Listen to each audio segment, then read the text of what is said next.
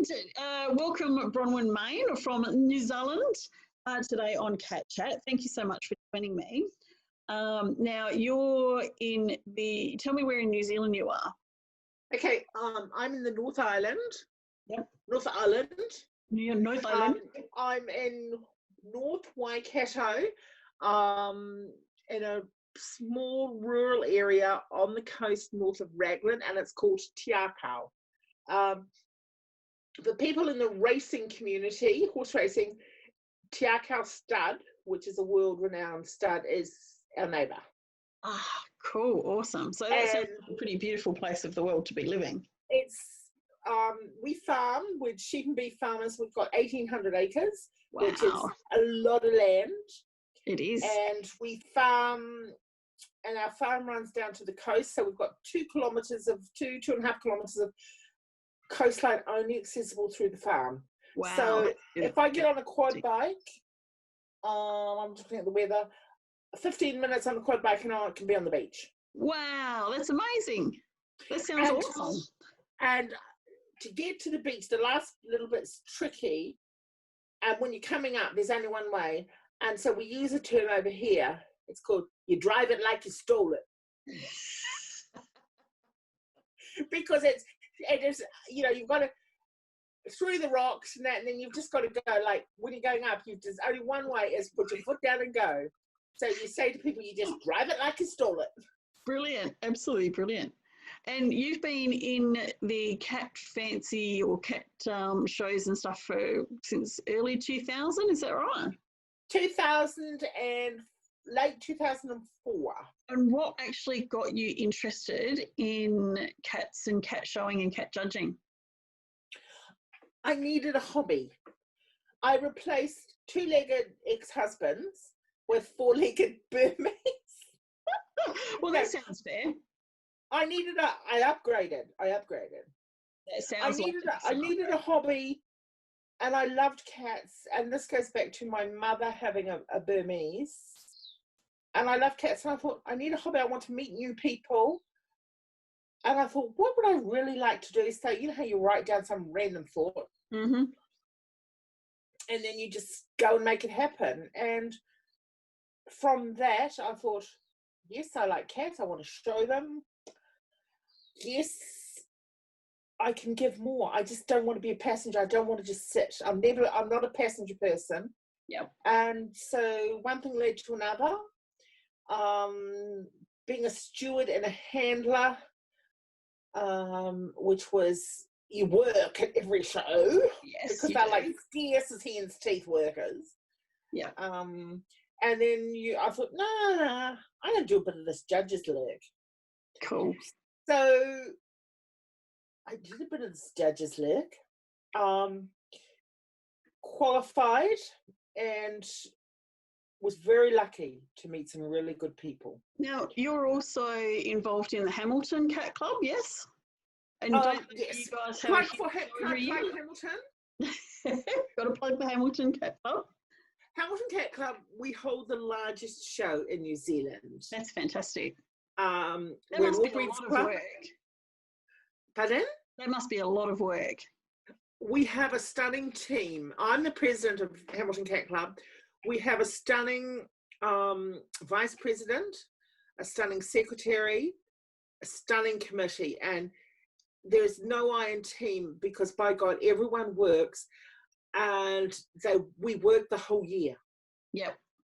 We work the whole year, and the trick, I think, in a cat club or in working like that is you've got to realise when people need a break, or if breeders are breeding kittens, when they've got to focus on that. Mm-hmm. You move things around, but yeah. I'm so proud of this club. I'm so proud of it, and the quality of the show we have is just so special. I mean, come to Hamilton. It is worth coming to Hamilton for a show. I would pick you up personally from the Auckland airport. Well, I might just have to do that, and I might have to feature it on my YouTube channel because I do a lot of the cat shows in Adelaide where I actually come and photograph it, but I do a lot of video as well, and then we put a little compilation together and put it up on YouTube. So I might have to come and visit the Hamilton Cat Club.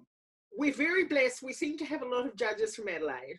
Oh, well, that's always things. It's sponsored by Royal Canin. Yep. We love Royal Canin, but we take the extra time. I mean, everyone goes away from our show having had a good day. Yeah. There's no bitching or fighting, or if there is, it's off the floor. Wow, it's off the floor. But, you know, everyone, and we all, nowadays, you've only got so much discretionary dollar. Yes. Why do you come to our show as opposed to think it's the experience of the show? And so we like to position ourselves where the show of choice. When people are have a budget, we are the show of choice. And it's the little things. We have these hand crocheted little blankets. Beautiful. That are just to die for. And another little thing that, oh my God, I love. We have car park people around the car park, because, you know, everyone has a balancing act. How many cages can you get in gear bags? We have people that help you in. Oh, brilliant. So, you know, they take your gear in for you while you park your car and help you into your cage. And that sort of thing's the extra. I mean, we've all started at a show when it's middle of dark and it's pissing with rain. Yeah. Yes. And the little torch that you've got, because the car parks, the little torch just doesn't do it. Yeah. And so it's the thinking, what can we do to make it better for people? Yeah, that's great. And it's doing things like that. So plug to that. So we love shows. Our club, and we've got some really old hands that are so stunning. And I love this club with a passion. Yeah. So but my favourite club? Pardon? How long have you been with the club? Oh, forever. Oh my God, who's that? This is my cat Bruce. He's our 11-year-old domestic. He's as deaf as a post, and he's very needy. My 18-year-old's deaf. Now, what she does is she works with Tupperware containers. She watches little Tupperware containers because she knows the brightly coloured Tupperware containers are her food. And if she's hungry, rather than, you know, the meow, she just looks at you, gives you the stink eye. Yeah. And then goes to a Tupperware in the kitchen to the Tupperware, and then just looks at those and stink eyes you. So she tells you all about it. So how does Bruce tell you he wants food? Well, Bruce actually doesn't realise he's deaf, so he yells at me. No, this one doesn't. This one's silent now. Oh, the other thing he likes to do, particularly at about 3 or 4 in the morning, if there's no food in the bowl, he comes and just knocks everything off from next to my bed. That's his other. Oh, the pat? Do you get the pat? Yeah, he gets the pat. He sits on my chest, and quite often he just knocks like brushes and stuff off the edge of the cupboard until such time as I get up and do what I'm told. Okay. Ours, and these are bloody Aussies that have trained us well. We have a headboard, and we have little glass bowls full of greenies, treats for them, so that they just come up and they tap you, like one on my husband's side, one on my side, tap you, or they reach up and they make the greenie jar move. And so, you know, hang on, this is the naughty thing to do. Because my husband, he's a deep sleeper, so he doesn't wake up. So I do. So they feed, and then I think, and he's got like a rat's tail. So you know what I do in the night? I put the greenies in his hair. So the cats can, because Burmese are intelligent. They like things to do. Well, that's actually a good segue into exactly what attracts you so much about Burmese. What sort of character do they have, and who are they good for as far as not necessarily show cats, but just a good cat in general? Burmese are an intelligent cat. They're very dog-like, and they're very people. You never own a Burmese owns you. So who would ideally be suited? They, say a childless couple who worked, very career-driven. I would have 2 because they need company, but then they also interact with people. A family, yes, but remember the family. The cat owns the family. Yeah. An older couple, ideal. Yep. We love them. So they would fit, they could just about be a one size fits all, but it's really the individual circumstances. But the breed is a very adaptable breed. But the two things are, a Burmese owns you. Once you've had a Burmese, you'll never have another breed. And if you are not home a lot, get them in twos. They're more socialized and they're better. I mean, they are just the most interesting cat. You have to have toys. You have to have everything. We have a toy box for them. Yep. We have a toy box for our Abyssinians as well. Yeah, well, you know how Abbeys are like with the get a feather. Yeah, they go nuts, yep. Burmese are interesting. My Burmese favourite thing are the big pipe cleaners, big coloured pipe cleaners, very pipe cleaners. Yeah. Throw. I mean, I've woken up and, you know, I've gone to sleep and I've woken up and there's been about 5 toys by my head, like, wake up, mummy, play car. That really is dog-like, isn't it? They are. I think they are an ideal cat. I mean, my mother's had Burmese, my late mother. I've known a lot of older couples and they've been beautiful. That one thing I would say, if you're not getting older, always make provision for your cats. Yeah, very good. Always make provision so that it's not the case of mum's cat's died or auntie's cat's died. Who are we going to give it to? Or we'll take it to the vet and put it down because it could be age or something. Yeah. Make good provision. For what's going to happen. Be responsible and make good provision. And think about it, because this is something that's very important. It is, very much so. But I love Burmese. They're fairly low maintenance. If it's not a show cat and it's just a pet cat, they're fairly low maintenance as far as grooming, and they don't have a lot of medical issues and that sort of thing either. They're a pretty solid cat, aren't they? They're a good, solid, I mean, the only issue they have is they're very good at telling the time. They know that, like, trust me, if you feed your cat at, say, 5 o'clock or 6 o'clock for dinner, 1 minute past, they know you're late and you will get stink-eyed. But let's look at them as a breed. Years ago, and it's been bred out a lot now, there were some that had a little tendency for teeth issues. Yeah. There's still a little bit now, but it's just they lose teeth a bit. But food and nutrition and that now, they're a good, healthy cat. It's like anything, don't overfeed them. Yeah. Says me. Yeah, me too. I know how you feel there. And actually, that's a really good point, because one of the things that, particularly with desexed cats, a lot of people say, oh, I'm not going to get my cat desexed because it'll get fat, but it's got nothing to do with that. It's really about the amount of food that you actually feed them and the quality of that food as well. You know, there's some of the food is like McDonald's versus some of the food that's like going and having a really good, solid, you know, dinner at a restaurant. So you've got to be a little bit careful with what you feed them, I'm assuming. I feed mine. Now this is something very interesting. One of my Australian Burmese likes truffle cheese that's about $120 a kilo. Of course it does. But I just put that in by the by.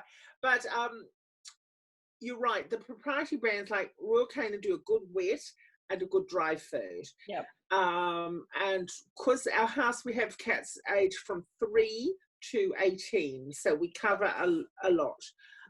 They are very well done, but mine are grazers. They are not big feeders at once. They're grazers. But it's keeping them well fed, well watered, but not too much. Yep. But these aren't ones that will eat until they're sick. They just stuff they like. So, and then they also get things like chicken, cooked chicken. Yeah. But never give them cooked chicken 2 days in a row, like stink mum. No. Like warm chicken from the oven, yum. Yep. If it's been in the fridge, no yum. Yep, I know how you feel about that. Steak, yes. Now, I will blame the breeders of the Adelaide-based breeders of my cats for because they like steak so much, and they only like really good cuts of steak. Yeah, yeah, of course they do. So they have a good balance of thing. They also like salmon. Yeah, but it's really a good. But realistically, you can feed a balanced cat a good balanced diet well. Yep. By focusing on, and don't look at what's on sale at the Yep. supermarket, or if you do, like we did a big shop yesterday, and it was a case of 48 tins of dine for $44. So that worked out about 91 cents a tin, which is really good. Yeah. And it's, even during this lockdown, the one thing that hasn't gone down on special, it's only gone up in price, has been cat food. Yes. Did you guys have a run on kitty litter over there as well? For about 3 or 4 weeks, there were breeders, particularly in Adelaide, that were struggling to get their kitty litter. Yeah. Because we live so remotely, we stock up well.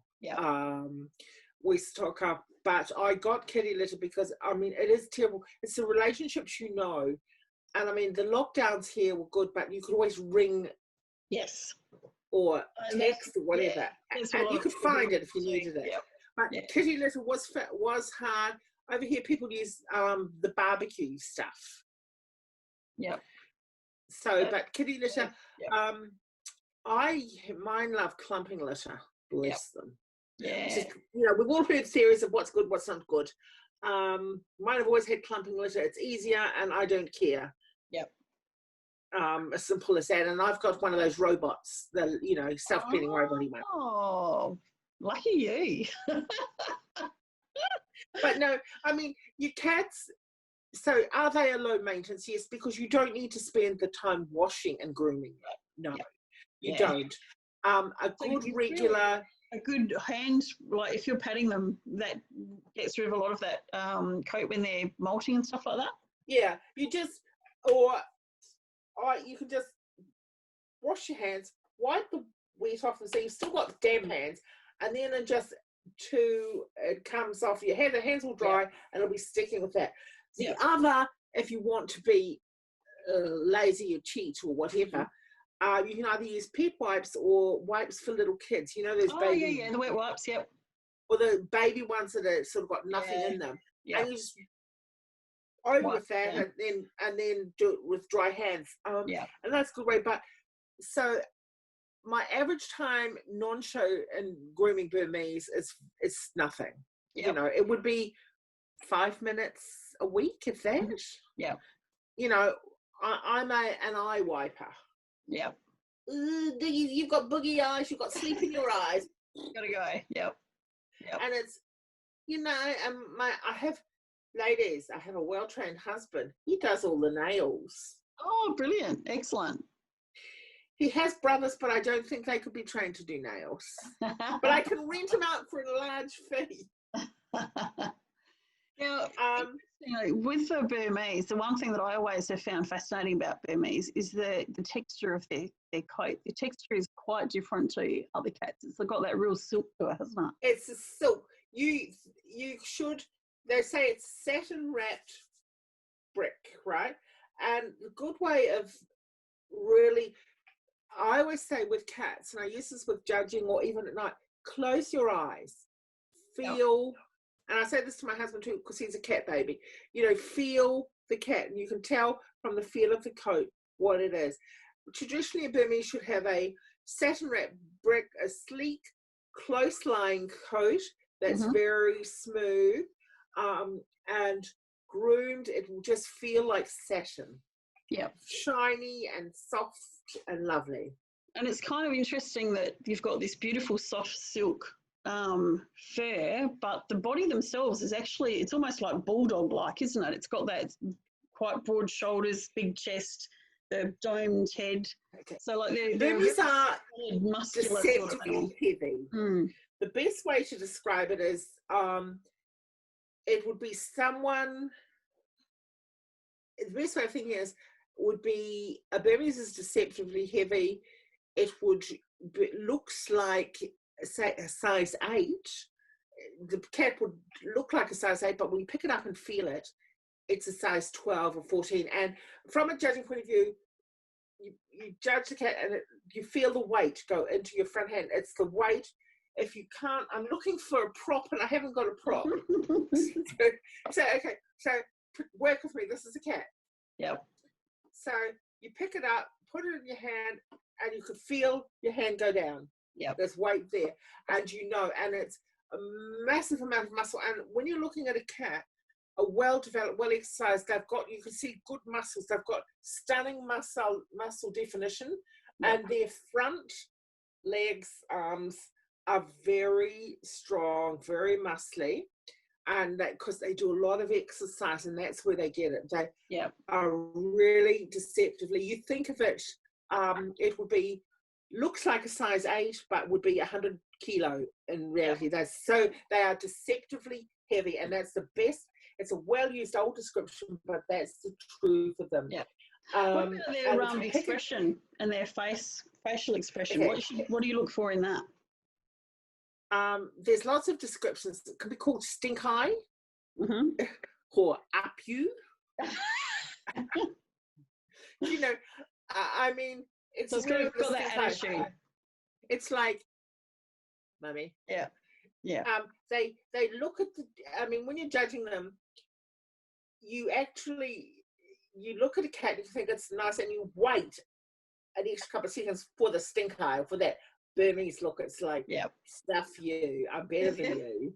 It's like, it's best called stink eye. You've never seen a Burmese, you know, some beautiful loggies have a sweet expression.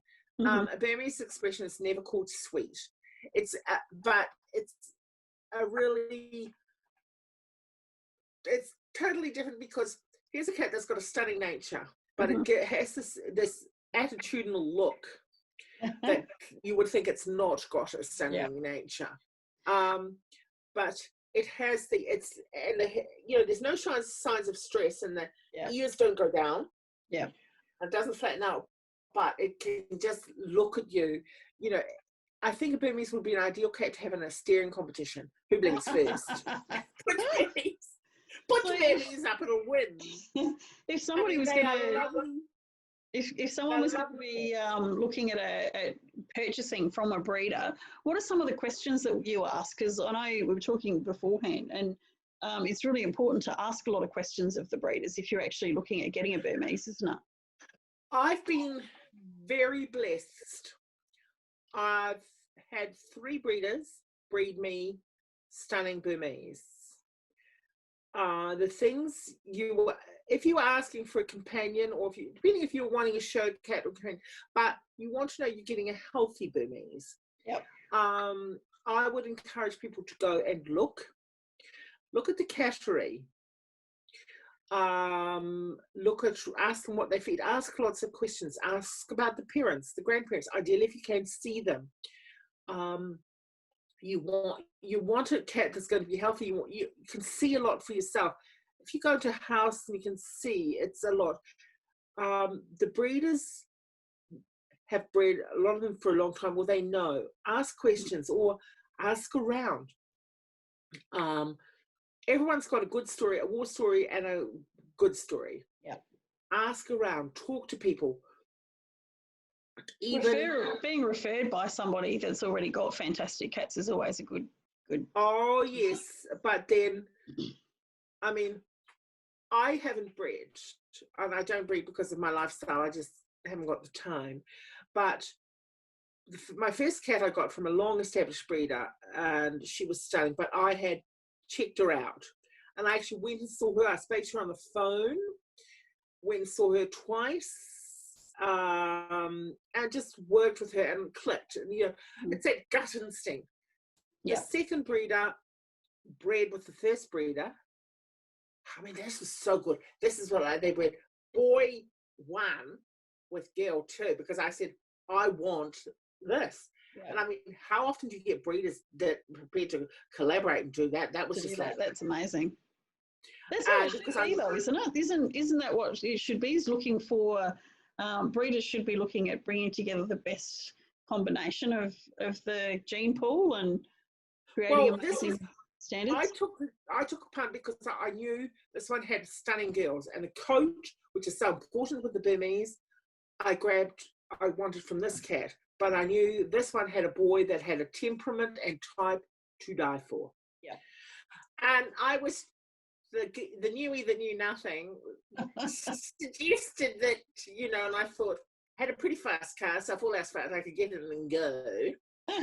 I would really like, you know, had you considered putting this cat with this? Yeah.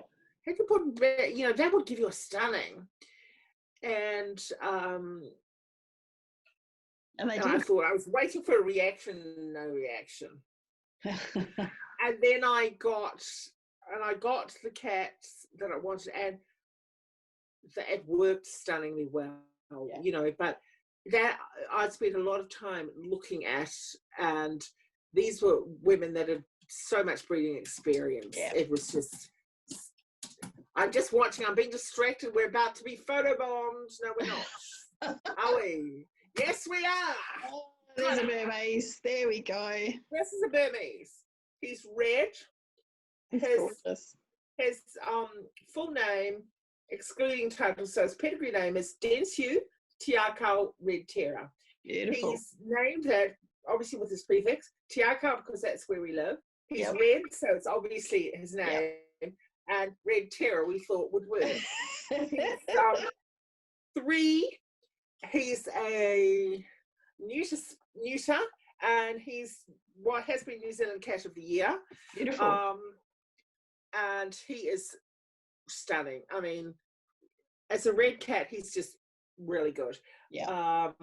And that is a case of their good breeding, good lines, and lines from breeders don't happen overnight. They don't happen. They take a long time to get. So you really do your research. This is where, even if I was getting a cat, you know, for a pet, not for show, I would ask so many questions. I'd want to help a cat. I've seen stories where it's actually one of my nieces got a cat from a breeder and it died. You know, and that had that emotional buy. It died, and it turned out it had died for something that shouldn't be in catteries. Yeah. And the breeder had offered her a replacement from the litter that was left of it. And I said, the best thing you can do is run. Yeah. And run far. Yeah. I said, no.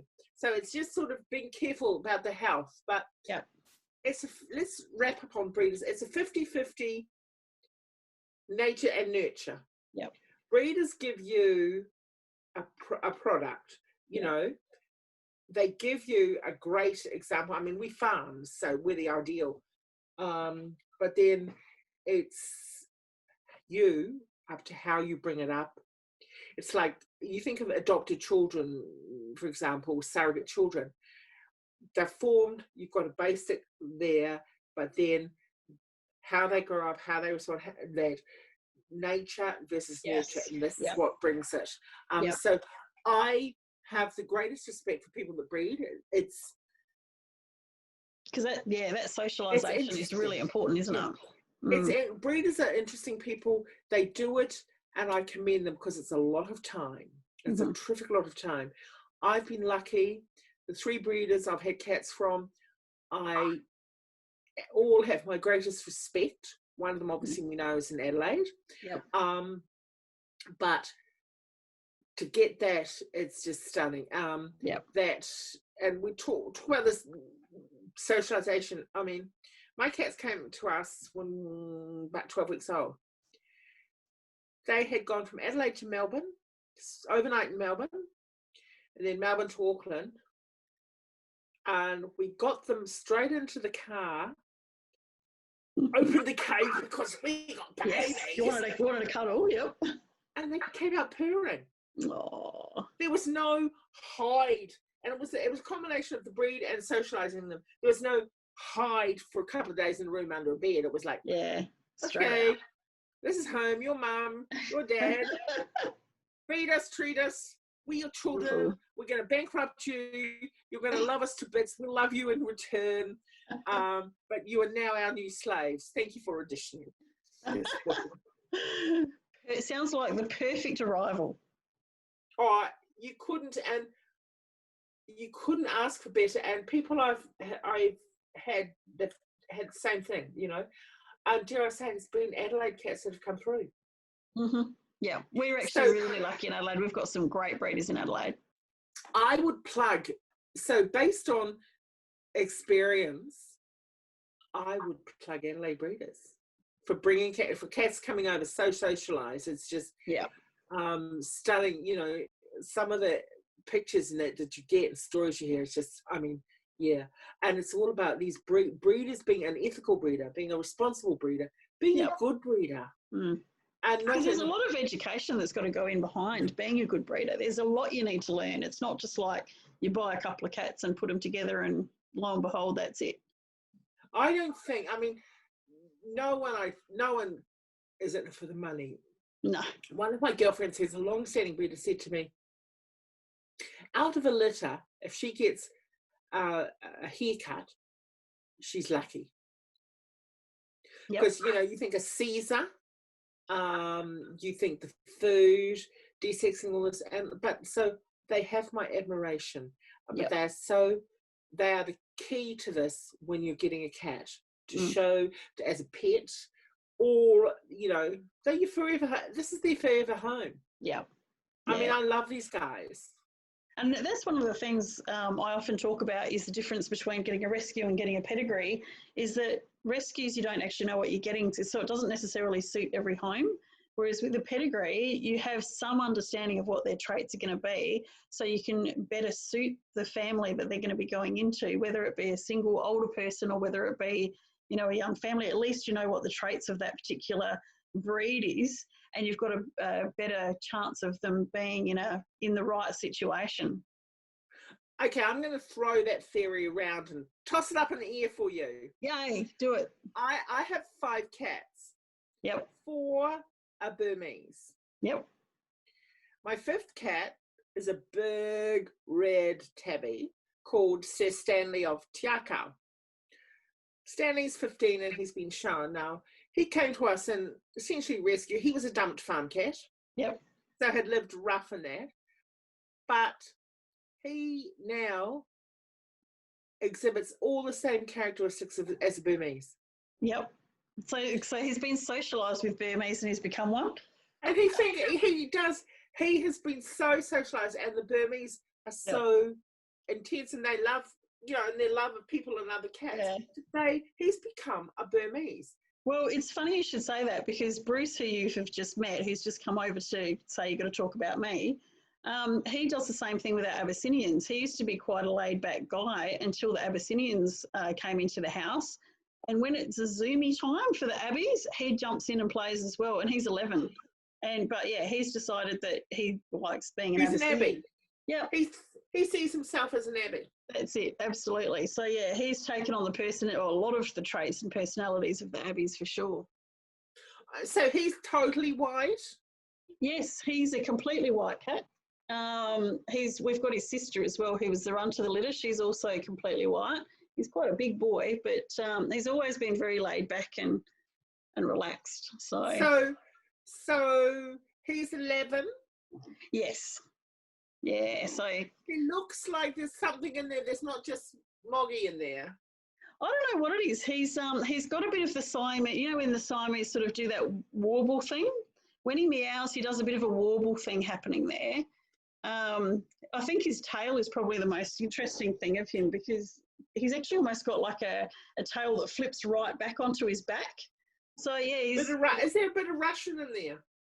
It's possible. It could be. I mean, he's got the sort of the facial structure of the Russian, but I mean, that's what I looked at and I thought, he's quite an elegant cat. His father was the local white tomcat, and we've actually got quite a lot of white cats in this area. Quite funny. You'd see a lot of things. His father was called Very Friendly. His father was actually called Elvis. Well, Presley was what they called him, but yes, Elvis Presley was his father. Oh my God, but you've got him so beautifully clean, so beautifully yes. white. Yes, he's well, our guys are indoors. In summer though, down in their cat run, there's a little dirty area, and he loves rolling around. So in summer he's quite often dirty, but winter he's very clean, and we do nothing. He does it all himself. So, but yeah, he's a beautiful boy. So, but I think he's nice. He should be called. So, what suburb do you live in? Panorama. So he should be called Sir Bruce of Panorama. We shall make sure from now on that is what we call him. No, but you know, cats have to have titles. Well, they do. They do. We did actually allow him to go to a show once, but he didn't like it very much. He was quite happy once we put the Abbey in with him to sit with the Abbey, but he didn't like being judged. So he hasn't been back since, the poor bugger. My domestic he's so old and he's so big, but he's so cool. And it's like he gets out on the bench and just sort of sits there and he just looks at the judge, plays like stink eye with the judge, and then says, well, you know, I'm old, I'm an unusual colour, I'm beautifully groomed, I'm lovely, pet me, give me a prize, and then I'll let you play with me. Yeah. Beautiful. That's exactly how they should be at that age, I think. I love old cats. Yeah. I mean, and I think from a judging point of view, one of the nicest sections, and also, dare I say it, one of the hardest, the two sections that are hardest are domestics and companions. Yeah, I would agree with that. Companions, especially in New Zealand, it's very competitive. Yeah. It's like kill or be killed, and the quality of some of the cats and their curtains, and it's like, holy moly. Yeah. It's beautiful. And the domestics, some of them are just, you get the extremes. You get the shower that has everything. Mm-hmm. And then you'll get a stunning cat that'll just be in there on a old towel from home. And they'll be first time that. But, you know, it's neat to see. And some of these cats, they just take it. And I think some of the nicest things I've seen is someone's been and said, oh, you've got a nice cat, why don't you take it? Yeah. Or someone said, oh, must have a bit of pedigree in it because it's got long hair or whatever. And the interest that they get, and they have. Yeah. And you always take a bit of time and you find out about it, and then you might see it another time at a show, and they've groomed it and it's looking good, and it's got a little bowl and a little litter box, and these are the people from a showing point of view that you want to hook in to this as a hobby, because first and foremost, cat showing's a hobby. Yeah.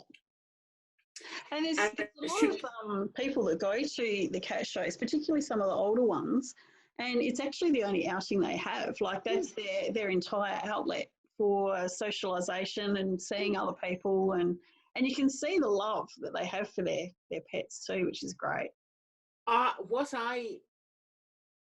The thing that I saw, there's two things that really made me. One of my colleagues, judging colleagues, and also her husband was a handler, and he was a stunning handler, and they also bred Burmese. And they very much had cats breeding showing as a hobby.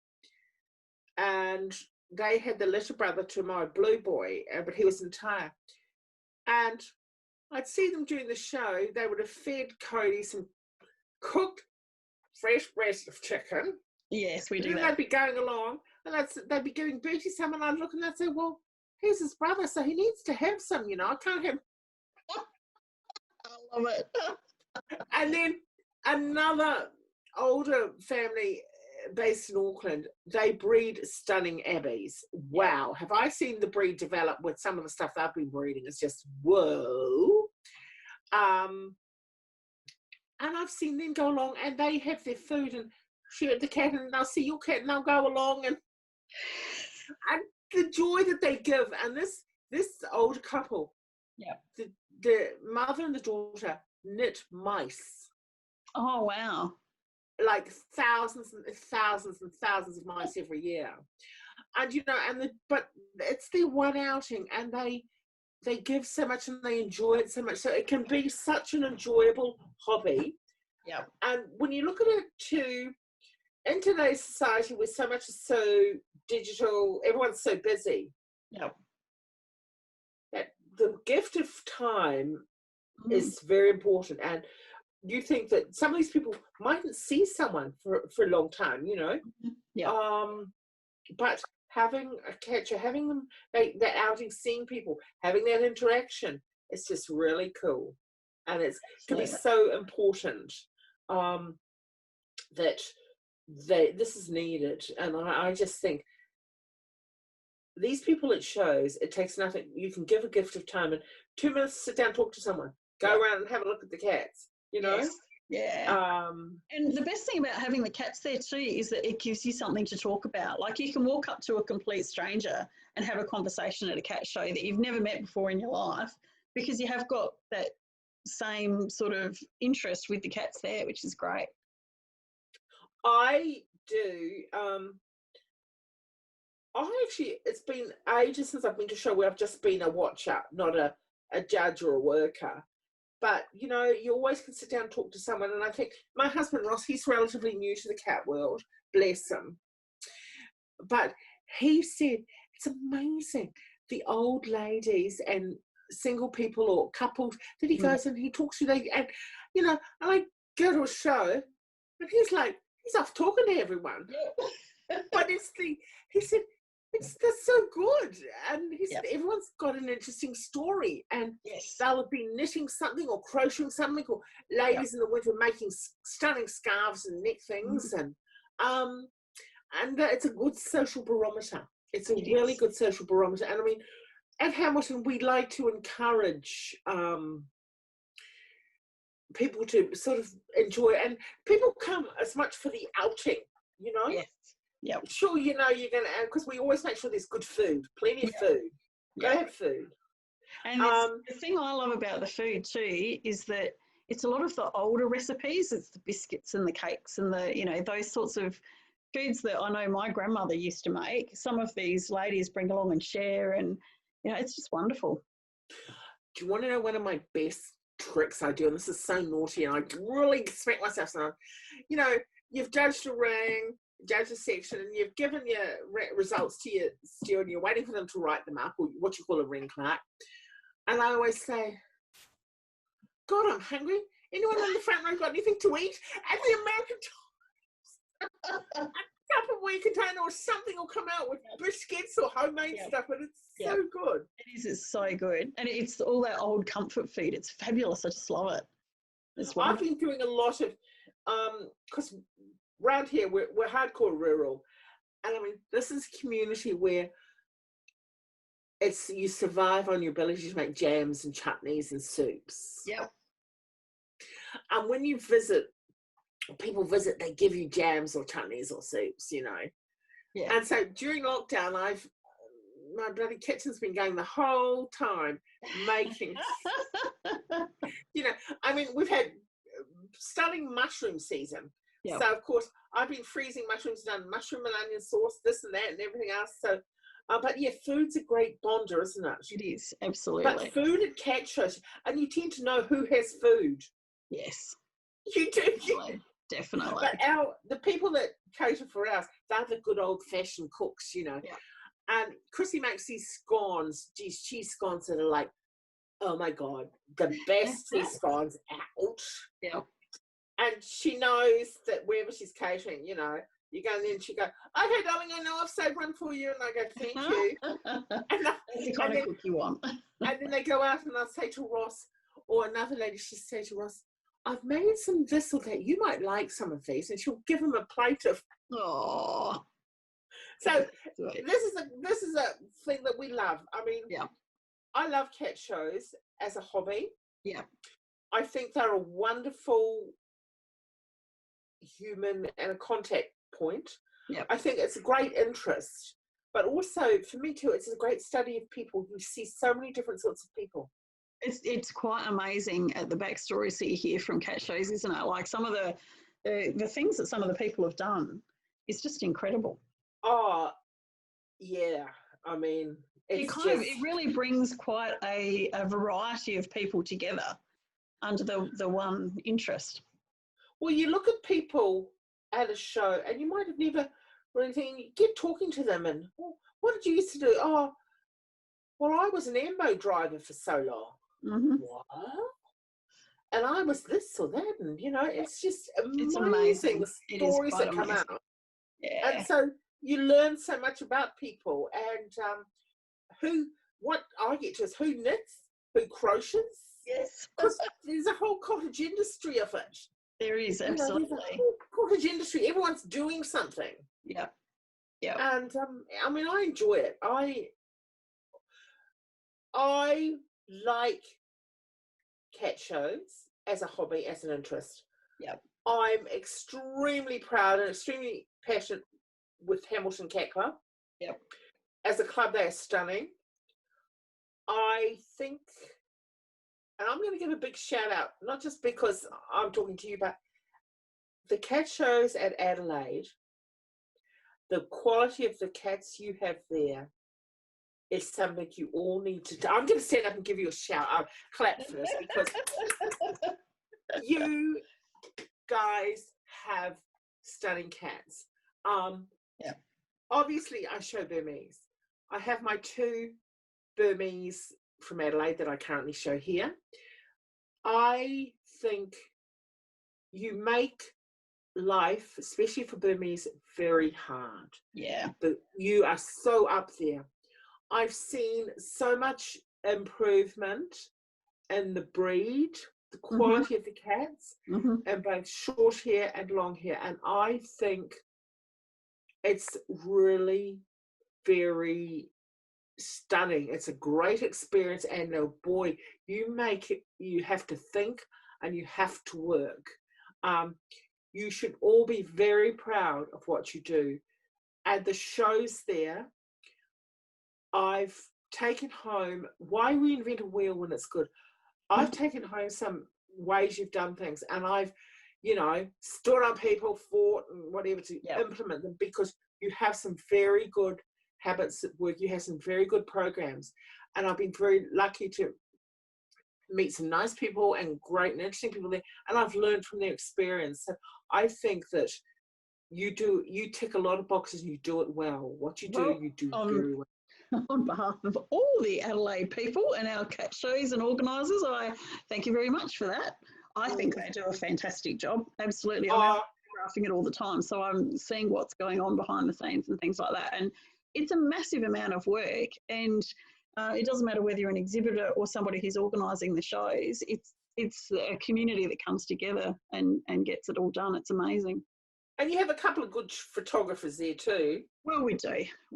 Myself and Rita do a pretty good job. And we collaborate, which I think is really important. Like, that's one of the things that is really important, is that there's a lot of collaboration going on. So even though Rita and I are both photographers, we both get our own businesses, we actually come together to make sure that we cover the shows really well. And that's, for me, that's important, because I look at this, I'm too damn busy, I had one cat go through to gold, and you know what? I only ever saw it judged once. Wow. Yep. And to have a relationship with the photographers, so that they, I can send them and to get any photos of my boys. Yeah. And they say, and it's just so important. And I think this with 2 of us, we managed to get most cats photographed during a show, which is really good. So yeah. And I mean, I think, because one of my cats did give me a bit of a chomp recently, and I made some comments about the cats thing, and one of the regular stunning photographers at the show, she sent me a couple of teeth shots where they'd been being naughty at the show in the cage, giving the teeth smile. Oh yes. And this is such a talented photographer, and she just caught the moment. So she just, where everyone would be, I'd be showing my hand, put up the photo of the offending That's what teeth. did it. But no, you guys have a really good setup. Don't reinvent a wheel. It's very special and it's very slick. Compare yourself to other countries. Yep. Compare yourself to other areas in Australia. You do it well. Oh, You thank you have very much. lovely people. I've met some stunning people over there. I see Adelaide as my default shopping city in Australia. Well, that's hilarious because usually Adelaide people go to Melbourne to do shopping, so I'm glad to hear that. No, I see Adelaide as my default shopping place. Sensational. I do. I just enjoy, and you know, I'm eagerly watching when the borders are you're gonna open your borders again. So are we. So are we. Because I've already got pre-arranged plans that, you know. Mm-hmm. Yep. First thing they're open, so I'll be onto the Air New Zealand site. Book. Sensational. Well, hopefully we will see you here a bit later in the year. Thank you so much for joining me for CatChat today. That was absolutely fabulous. Melissa, it's been my absolute pleasure. But once again, I can't give you guys the big enough shout out, because what you guys do with your shows and what I've seen with the breeds, when people show me the breeds and allow me access to some of the breeds, apart from on the beach, is stunning. And the big shout out to, by God, I make no secret about it. I'm looking for we're early planning for another couple of cats to come over. But where you guys, what you sent me and where you put the bar now, it's going to be a hard bar to beat. But thank you. Well, thank you.